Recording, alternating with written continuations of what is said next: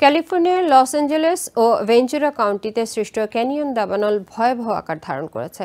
এখন পর্যন্ত ৫,০০০ একরেরও বেশি বনভূমি এই আগুনে পুড়ে ছাই হয়ে গেছে। শুধু বৃহস্পতিবারই ১,৫০০ একর জায়গা জুড়ে আগুন ছড়িয়েছে। পরিস্থিতি নিয়ন্ত্রণে আনতে লস অ্যাঞ্জেলেস কাউন্টির বোর্ড অব সুপারভাইজার্সের চেয়ার ক্যাথরিন বার্জার কাউন্টিতে জরুরি অবস্থা জারি করেছেন। তিনি বলেন, এই সিদ্ধান্তের ফলে ফেডারেল ও স্থানীয় প্রশাসনের কাছ থেকে জরুরি ভিত্তিতে সহায়তা পাওয়া যাবে।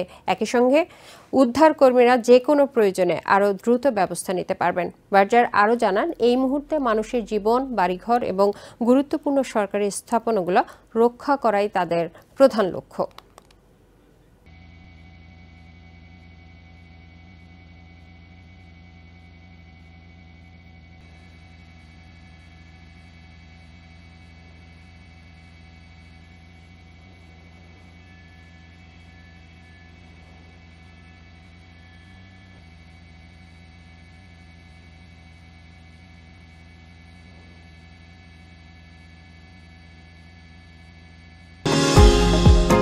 নিউ ইয়র্ক থেকে সম্প্রচারিত TVN 24 টেলিভিশন বিশ্বজুড়ে বাঙালির কণ্ঠস্বর।